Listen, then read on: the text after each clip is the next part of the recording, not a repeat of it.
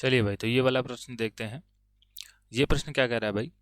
ये प्रश्न कह रहा है कि हमें ये सिद्ध करना है कि ये तीनों आपस में बराबर है ना? कौन कौन से?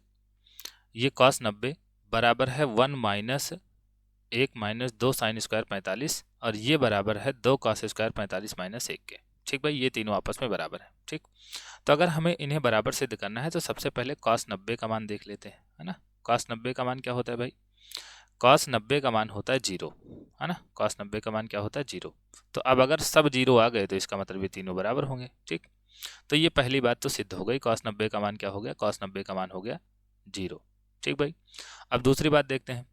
यहाँ पर हम ले लेते हैं 1 - 2 sin² 45।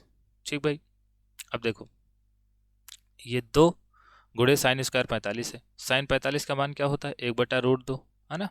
और साइन का स्क्वायर है तो ये 1/√2 का स्क्वायर हो जाएगा।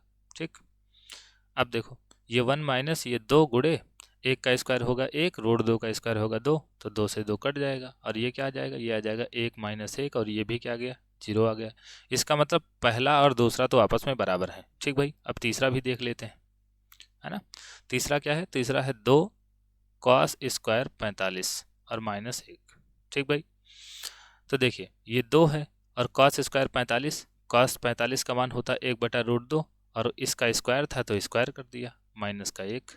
ठीक, अब देखो, ये हो गया 2 और गुणे 1 का स्क्वायर 1, √2 का स्क्वायर 2 और -1, तो यहाँ पर 2 से 2 कट गया और ये बचा 1, 1 - 1, ये भी क्या हो गया? 0। इसका मतलब भाई ये तीनों आपस में बराबर हैं। इसका मतलब ये सत्य है ना? तो इसकी सत्यता की जांच हो गई और ये तीनों आपस में बराबर हैं। ठीक भाई,